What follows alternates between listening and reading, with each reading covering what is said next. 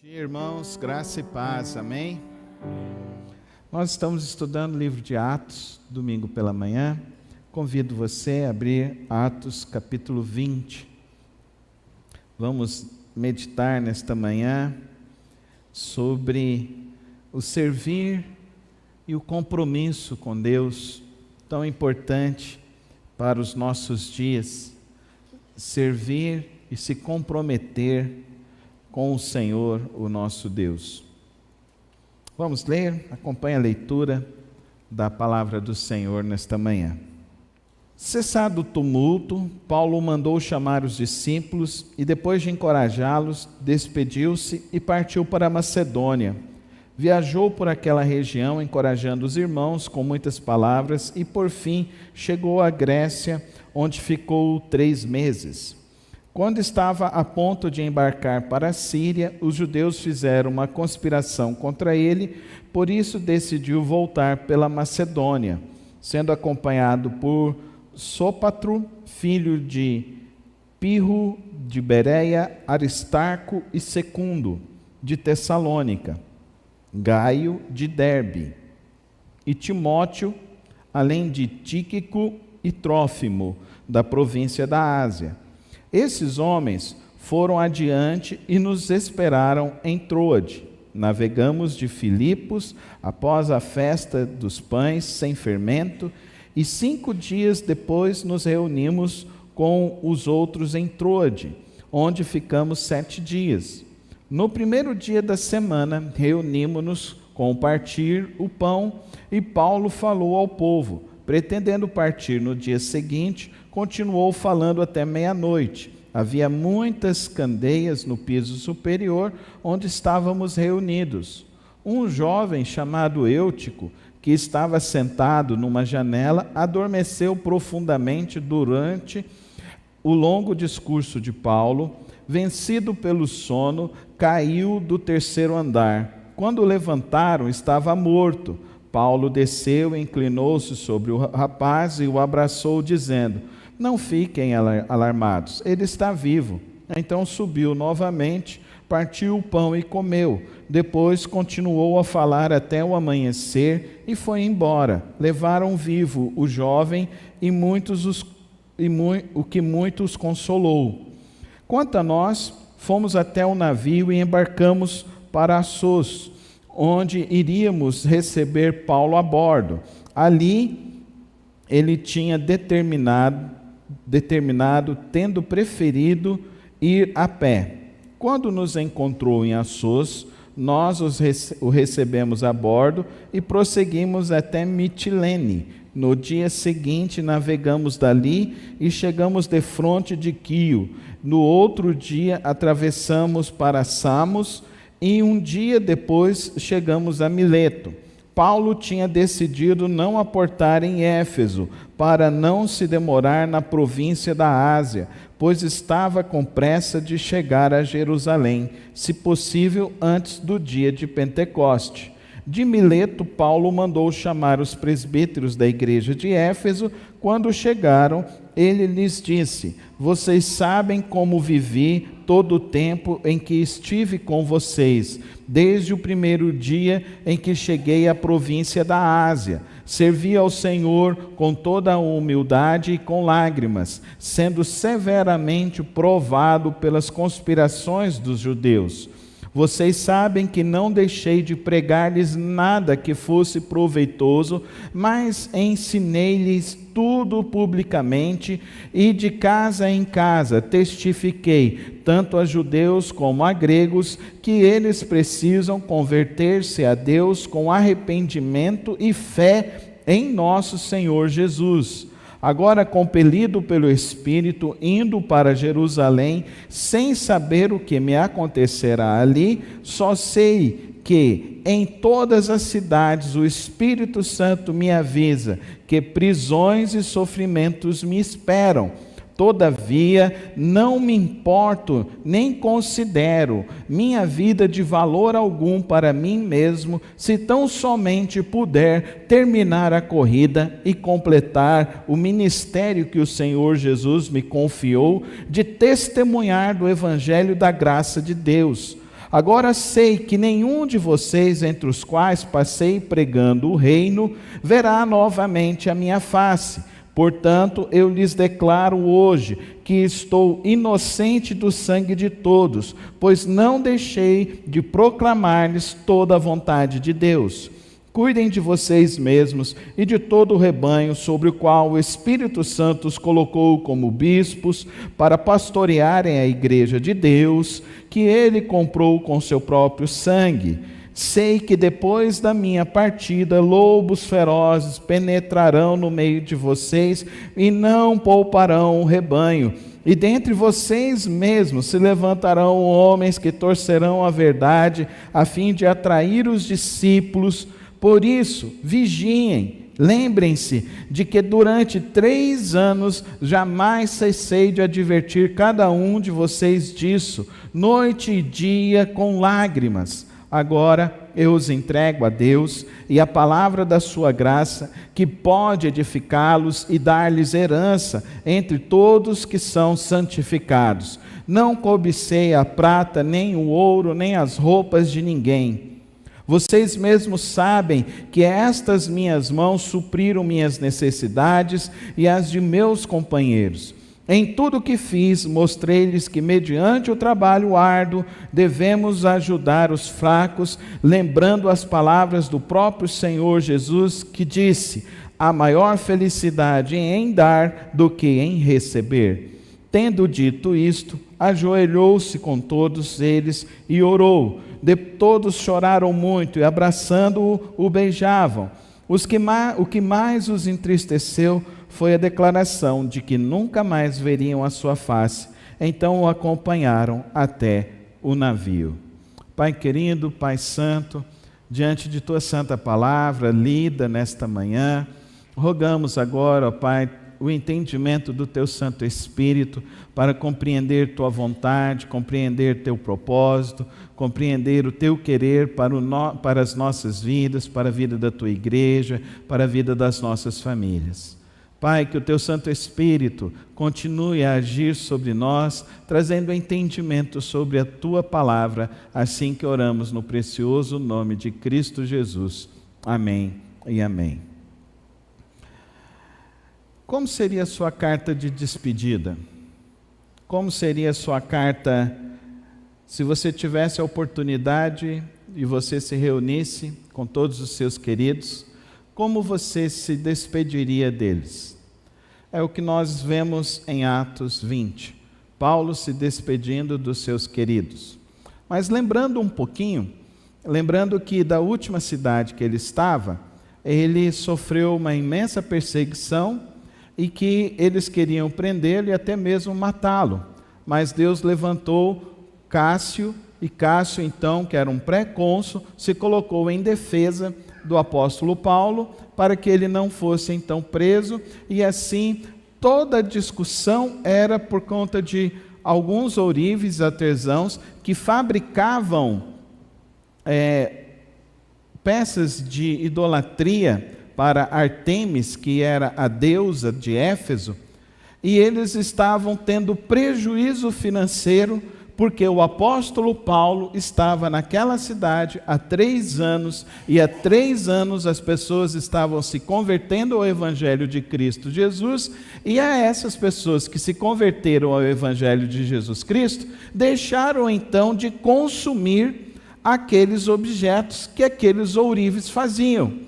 Então Paulo estava estragando completamente o mercado religioso daquela região.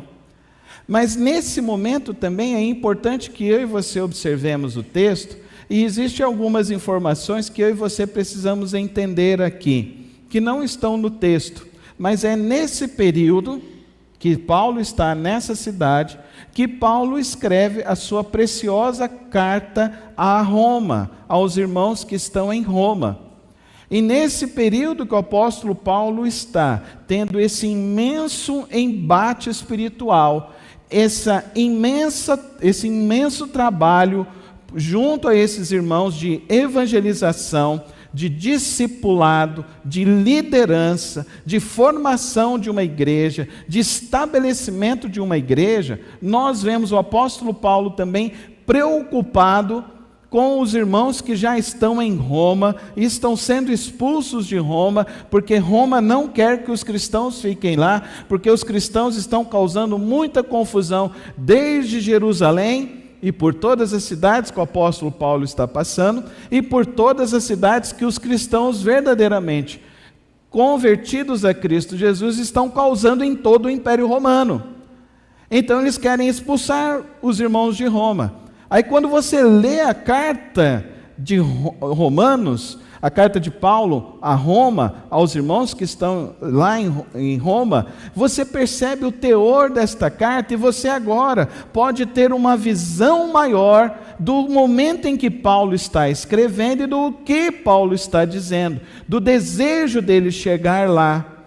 Mas é importante que você perceba algo também, que agora essa região que está sendo impactada simplesmente porque um homem resolve entrar nas sinagogas e falar do Evangelho de Cristo Jesus e ensinar as pessoas que se convertem a andar no caminho da fé em Cristo Jesus. Este homem aqui, ele está também preocupado, e a preocupação dele é que essas pessoas não desistam da fé em Cristo Jesus. E é tão interessante isso, queridos irmãos, a preocupação do apóstolo Paulo com isso, por isso que ele vai escrever já para os irmãos que estão em Roma, e quando ele vai chegar lá em Roma, ele vai escrever para esses irmãos que estão em Efésios. Lá de Roma, então, ele vai escrever para os irmãos que estão em Corinto. Lá de Roma, então, ele vai escrever para os irmãos que estão na Galácia. E lá de Roma ele vai escrever para os irmãos que estão em Tessalonicenses. Dá para você entender então todo esse andamento da história da igreja, que agora que nós estamos aqui por volta do ano 50 depois de Cristo, esse movimento que o apóstolo Paulo começou, esse movimento que o apóstolo Paulo se converteu, que começou em Cristo Jesus, e que quando começou com Cristo Jesus, perceba bem essa história, quando começa com Cristo Jesus, começa com 12, dos 12, um o trai, sobram 11, os 11 fogem quando Jesus é preso, e esses 11 que fogem, eles vão ver depois Jesus ressurreto, e o Jesus ressurreto vai visitar eles durante os 40 dias que ele fica sobre a face da terra, para que eles então tivessem o entendimento do Evangelho, o entendimento do reino e o entendimento dos ensinos que ele estava aplicando. E observe isso, o apóstolo Paulo chega por derradeiro, e agora esse apóstolo, ele chega por derradeiro aqui, e ele está enfrentando lutas e dificuldades, mas além de enfrentar lutas e dificuldades, o que ele olha para frente? Ele está olhando para o quê? Para frente. Ele está igual os teólogos da confissão positiva, nenhum problema vai se suceder daqui para frente. Ele está proclamando o evangelho da teologia da prosperidade, que agora você é filho do rei, e agora você então tem toda a prosperidade para você fazer o que você quiser sobre a face da terra? Não! Ele prega o evangelho de Cristo Jesus. E o que ele fala desse evangelho de Cristo Jesus? O evangelho que ele diz, queridos irmãos, olha o que ele diz aqui para mim e para vocês, verso 22, 23 e 24, abra a sua Bíblia, permaneça com ela aberta. Crente tem que trazer a Bíblia para a igreja, crente tem que marcar a sua Bíblia para ter entendimento, não caia no engodo dos aplicativos, porque os aplicativos não te dão essa oportunidade. Se você quer realmente entender e compreender a palavra de Deus, comece a manejar bem a tua Bíblia, porque nós não vamos poder mais confiar nesses aplicativos, porque esses aplicativos já estão sendo adulterados, Eu e você precisamos ter entendimento disso. Quanto mais velha for a sua Bíblia, melhor ela será daqui para frente. E tem entendimento sobre isso, querido irmão? Abra sua Bíblia e veja o que Paulo está dizendo para esses irmãos no início da igreja. Agora, compelido pelo Espírito, estou indo para Jerusalém, sem saber o que me acontecerá ali. Só sei que em todas as cidades o Espírito Santo me avisa que, só bênção e prosperidade para você. Não vai ter nenhuma enfermidade sobre a sua vida. Quando você chegar lá, Deus está preparando um big do emprego para você, uma big casa para você. Não. Olha o que a Bíblia diz. Olha o que o apóstolo Paulo diz para esses irmãos. O Espírito Santo me avisa que prisões e sofrimentos me esperam. Fique com a Bíblia sempre, irmão. Fala comigo assim: a Bíblia é minha regra de fé e de prática. É a Bíblia, irmão. Não caia no conto. Não caia no conto. E olha o que ele continua dizendo. Todavia não me importo, nem considero a minha vida de valor algum para mim mesmo, se tão somente puder o quê? Terminar a corrida e completar o ministério que o Senhor Jesus me confiou, de testemunhar do Evangelho da graça de Deus. O que Paulo quer? Só testemunhar do Evangelho. O que você está querendo na sua vida cristã? Qual que é o alvo da sua vida cristã? Qual que é o principal alvo da sua vida?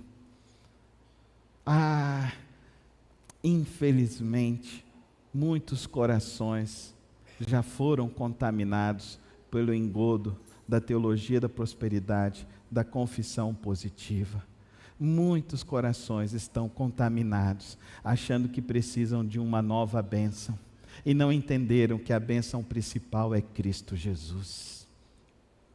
Você entendeu que a tua bênção principal é Cristo Jesus? Porque olha o que vai acontecer ao longo da história. Ao longo da história, 250 anos depois, esses homens, imbuídos com toda uma convicção, com todo um fervor, com toda uma experiência com Cristo Jesus, eles vão derrubar o maior império que já esteve sobre a face da terra, o maior império militar, o maior império político, o maior império cultural, o maior império religioso que já teve sobre a face da terra, que foi o Império Romano.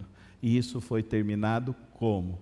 Isso terminou porque um homem, o nosso mestre, Jesus Cristo veio, chamou 12, dos 12, um o traiu, 11 desistiram, mas levanta-se um homem cheio do Espírito Santo de Deus, comprometido com o Senhor Jesus, comprometido com a obra, e não considerando a sua vida como valor, como mais importante, mas entendendo que o mais importante é o Evangelho de Cristo Jesus, é o reino de Deus, é testemunhar do Evangelho da graça de Deus. Você consegue entender o que é esse Evangelho que eu e você estamos aqui nesta manhã, abrindo e lendo e compreendendo, queridos irmãos? Agora, eu estou mostrando para vocês que o apóstolo Paulo está se despedindo desses irmãos. O apóstolo Paulo está dizendo para eles: olha, eu estou indo e vocês não vão me ver mais. E o que ele recomenda a esses irmãos? O que ele recomenda a esses irmãos? Agora nós estamos aqui do verso 25 e diante, ele diz assim: agora eu sei que nenhum de vocês, entre os quais passei pregando o reino, verá novamente a minha face. Portanto, eu lhes declaro hoje que estou inocente do sangue de vocês. Portanto, não deixei de proclamar-lhes a vontade de Deus. Quais as recomendações do apóstolo Paulo para a igreja? Primeiro, cuidem de vocês mesmos. Então, cuide da sua vida de fé, irmão. Amém? Cuide da sua vida de fé. Tenha um compromisso verdadeiro com Cristo. Não é responsável, não terceirize o seu compromisso com Cristo. É você que tem que ter uma vida devocional. É você que tem que conhecer a palavra de Deus. É você que tem que ter coragem de testemunhar da palavra de Deus. É você que tem que ter o compromisso de sustentar a obra de Deus. É você que tem que ter o compromisso de ter a vida de santidade com Deus. Cuidem de vocês mesmos, mas não cuidem só de vocês, porque o compromisso do Evangelho de Cristo não é apenas a salvação da sua alma, é a salvação de todo mundo. E aqui ele continua dizendo, então, cuidem de vocês mesmos e de todo o rebanho sobre o qual o Espírito Santo colocou. Você tem compromisso com a igreja, você tem compromisso com os discípulos, você tem compromisso com a obra de Deus, você tem compromisso com a causa do reino de Deus.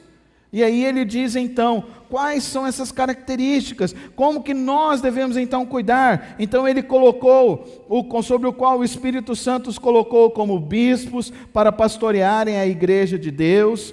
Ele comprou com o próprio sangue. Sei que depois da minha partida, olha o que vai acontecer, lobos ferozes penetrarão no meio de vós. Então haverá o quê? Oposição externa à igreja. Será que a gente não vê a oposição externa aí acontecendo? Está aí, só não vê quem não quer. Se você quiser, eu posso te falar pelo menos 10 motivos de oposição externa que nós enfrentamos hoje, como igreja cristã, e que nós precisamos nos preparar cada vez mais na obra de Deus.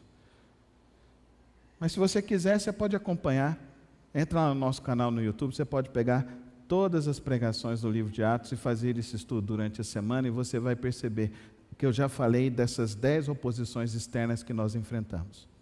Mas existe um outro problema: penetrarão no meio de vocês e não pouparão o rebanho. E olha o que ele diz, verso 30, isso aqui é uma advertência, isso aqui se chama admoestação. Olha o que ele diz: e dentre vocês mesmos se levantarão homens que torcerão a verdade a fim de atrair os discípulos. A gente nunca viu tanta divisão de igreja. A gente nunca viu tanta divisão de igreja. A gente nunca viu tanta heresia ser proclamada. A gente nunca viu tantas pessoas usurpando da fé em Cristo Jesus. Usurpando o rebanho de Cristo Jesus, explorando o rebanho de Cristo Jesus, explorando a fé de Cristo Jesus.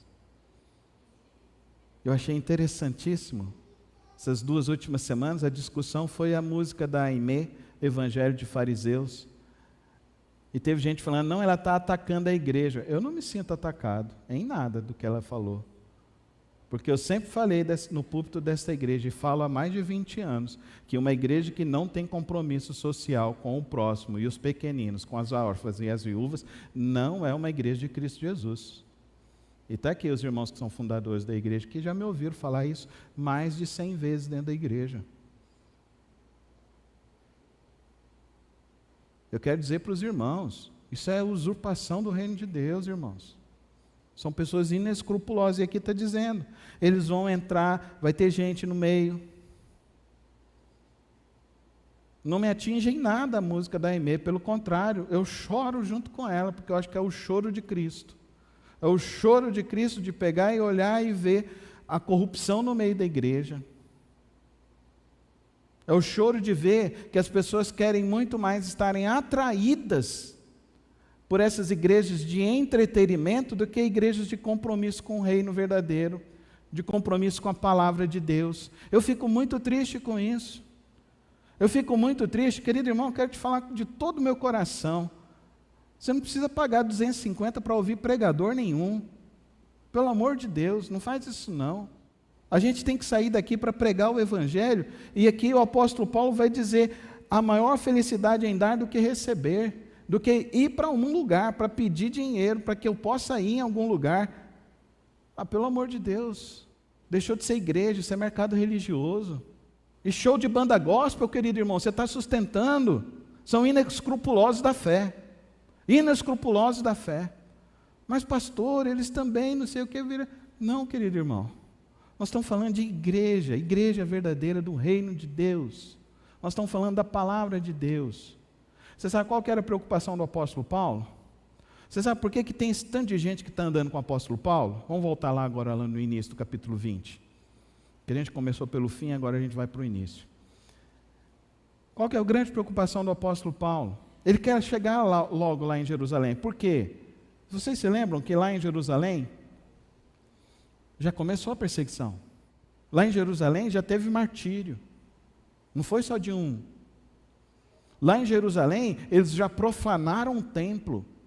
Lá em Jerusalém, os irmãos que não estavam em condições de sair de Jerusalém, aqueles irmãos que eram os irmãos humildes que estavam lá em Jerusalém e não tiveram condições de sair de suas casas para se mudar para outro local, eles estavam lá, estavam passando necessidade. E aqui nós temos que o apóstolo Paulo está levando uma caravana com ele, de gente. E está levando gente da onde? Está levando gente das outras igrejas. Está levando gente por quê? Porque o apóstolo Paulo está indo com uma oferta que ele levantou. E essa oferta, nós vamos ficar sabendo disso, lá na carta de 1 Coríntios. No 2 Coríntios, quando ele diz que os irmãos da Ásia socorreram os irmãos que estavam em Jerusalém. E aqui nós estamos vivendo este momento, o apóstolo Paulo está com sacola de dinheiro, mas não é para ele, não é para pagar hotel caro, não é para pagar viagem de primeira em navio, não. Porque aqui, se você perceber, ele decide ir a pé, ao invés de ir no navio com esses irmãos. Porque ele entende que os irmãos que estão lá em Jerusalém, passando necessidade, precisam desses recursos e precisam que eles cheguem lá. A igreja tem que ter um olhar maior do que o seu próprio umbigo. A igreja estar envolvida no projeto de Deus e do reino de Deus é um compromisso muito maior do que as minhas próprias necessidades. Se envolver com Cristo e se envolver com o reino de Deus, pensando nas próprias necessidades, está errado, porque Jesus nos disse o seguinte, lá no seu grande sermão da montanha: busquem, pois, primeiro o reino dos céus, e as demais coisas vos serão acrescentadas. Olhar para os lírios do campo, você não precisa ficar querendo ter a melhor roupa. Olhar para as aves do céu, você não precisa ficar temendo do seu pão do amanhã, porque Ele vai cuidar, Ele cuidará de ti. Essa é a promessa da palavra. Então o cristão é aquele que trabalha, granjeia o seu recurso, e do seu recurso Deus multiplica, amém, igreja? Mas não é para explorar a fé de ninguém, não é para explorar a fé da viúva, dos órfãos, não é para explorar a fé de ninguém, é para viver com Cristo, é para viver e ajudar aqueles que de fato precisam e necessitam. Foi lindo o que nós fizemos em dezembro, foi lindo, foi maravilhoso. Mas você acha que a sua cesta básica está durando até hoje, lá na casa daqueles irmãos que estão lá ali no Jardim dos Ipês? Você acha? Você acha que eu tenho que vir aqui na frente e ficar me humilhando todo domingo para você lembrar que no dia da ceia você tem que trazer uma cesta básica para a igreja? Você acha?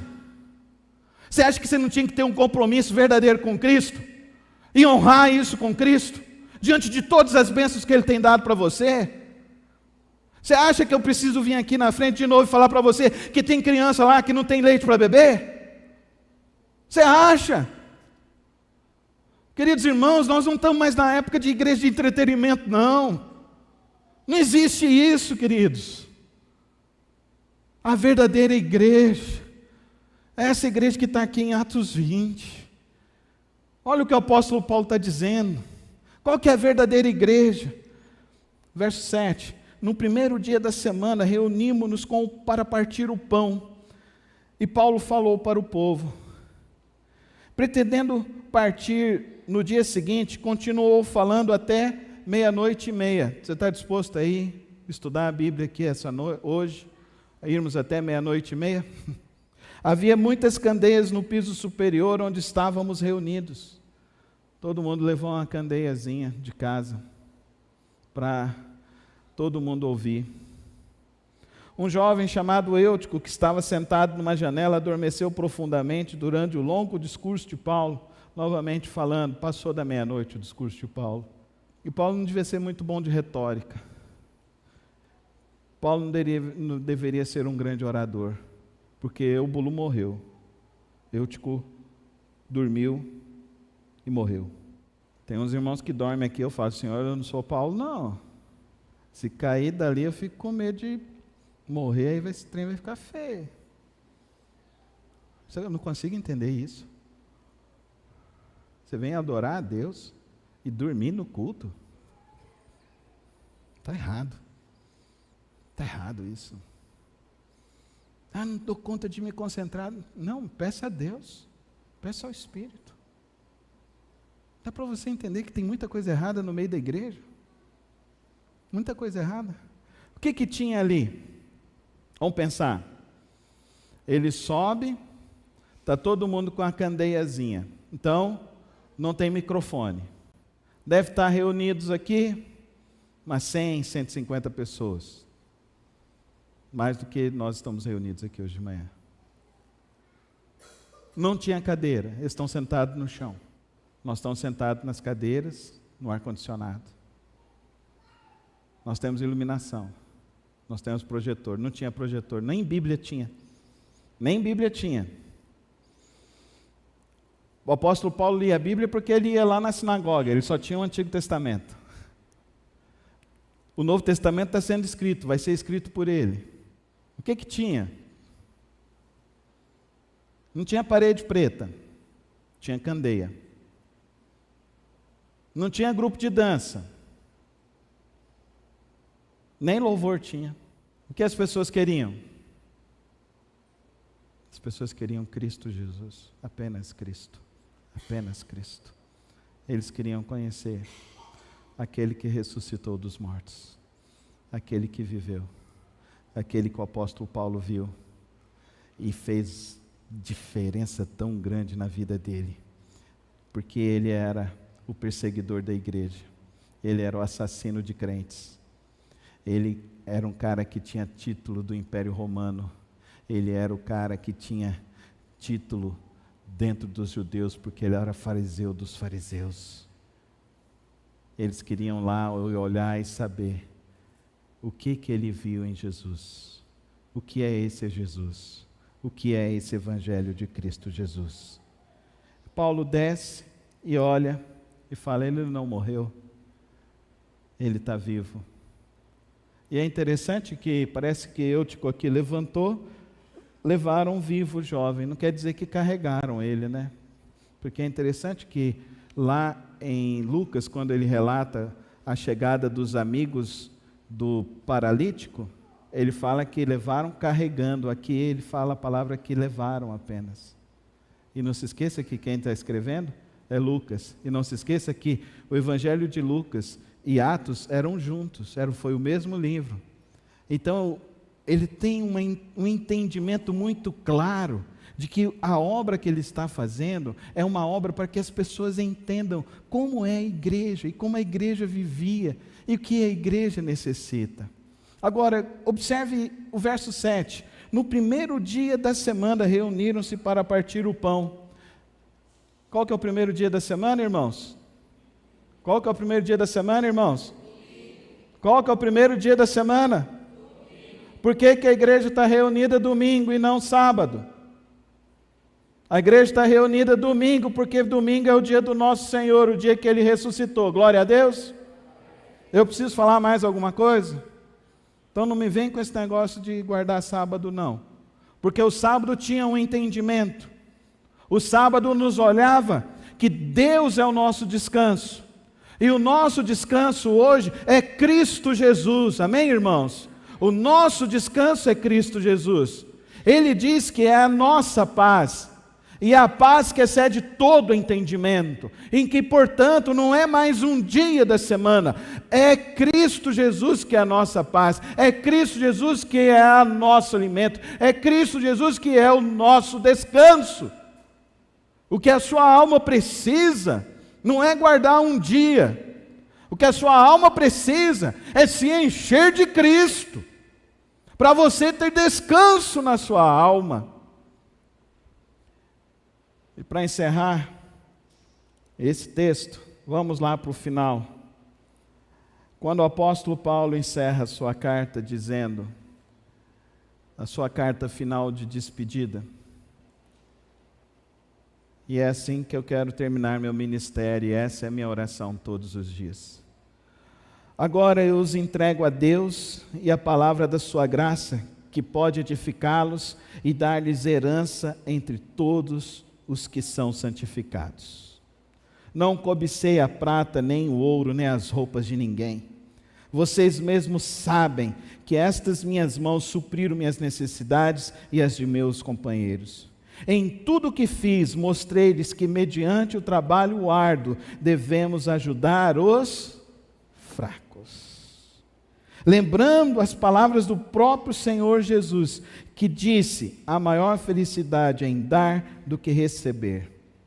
Tendo dito isso, ajoelhou-se com todos eles e orou. Todos choraram muito e, abraçando-o, o beijavam. E o que mais entristeceu foi saber que eles não se encontrariam mais com o apóstolo Paulo. Eu acho que o apóstolo Paulo devia ser um cara muito, muito legal. Acho que o apóstolo Paulo deveria ser aquele pastorzão mesmo, sabe? Aquele cara que as pessoas chegavam, abraçavam e consideravam. E às vezes eu olho assim, e as pessoas estão procurando popstar. Eu só procuro uma coisa: ser imitador de Cristo e do apóstolo Paulo. Eu queria encerrar essa mensagem dizendo para os irmãos 4 lições muito importantes de Atos 20, para mim e para você. A primeira delas, queridos irmãos, dedique-se a conhecer a palavra de Deus. Assim Paulo pregou até a meia-noite, versos 20, capítulo 20, verso 7. João Calvino disse: a palavra de Deus é como uma lâmpada que brilha em um lugar escuro, iluminando o caminho para aqueles que buscam a verdade. Amém? O que você está precisando encontrar no seu caminho está aqui na palavra de Deus. Gaste seu tempo na palavra de Deus. Segunda lição que eu queria deixar para você: o exemplo do serviço humilde. O verdadeiro cristão, ele serve a Deus. Verso 19 diz: servi ao Senhor com toda a humildade, com lágrimas, e nos momentos de adversidade enfrentei oposições, mas ele estava ali servindo firme. Nada fez com que o apóstolo Paulo desistisse de servir a Deus. Que você também nunca desista de servir a Deus. Jonathan Edwards disse: o verdadeiro cristianismo não consiste de autoentusiasmo, mas sim de um amor fervente nas brasas do Espírito. Amém? Amém, irmão? Um amor fervente nas brasas do Espírito. Que as brasas do Espírito aqueça teu coração e a tua alma nesta manhã. Ilumine o entendimento da sua mente e do seu coração. Terceiro princípio: seja responsável. Às vezes você está falando: eu ainda não estou preparado, mas Deus já te deu tanto, Deus já falou tanto, você já aprendeu tanto. Tem gente que nunca nem ouviu da palavra, que deve estar do teu lado, e você pode ensinar e você pode ajudar. Então prega, prega, prega, prega, a tempo e fora de tempo. E por último, queridos irmãos, a marca verdadeira do cristão é a sua generosidade. É a verdadeira marca. O apóstolo Paulo diz: a maior felicidade é em dar do que receber. Ponha fim na sua vida toda a teologia da barganha, toda a teologia da troca, e viva para Cristo Jesus toda a sua vida. Sabe por quê? Ninguém poderia fazer algo tão precioso por você, nem mesmo sua mãe, seu pai, sua esposa, os seus filhos, do que o nosso Pai Celeste fez por nós, ao nos dar Cristo Jesus, ao enviar Cristo Jesus. O maior presente, a maior bênção para a minha vida e para a sua vida é Jesus. É essa mensagem que aqueceu o coração de Paulo, é essa mensagem que levou o apóstolo Paulo a enfrentar tudo o que enfrentou e a se dedicar da maneira como se dedicou para servir a Deus. Que hoje Deus levante homens e mulheres aquecidos na fogueira santa do Espírito Santo de Deus, humildes e generosos e dedicados à obra de Cristo Jesus. Feche os teus olhos, coloca a sua vida nas mãos dele, sirva a ele, tome a sua decisão hoje de servir a Deus, de se dedicar a ele no amor de Cristo Jesus.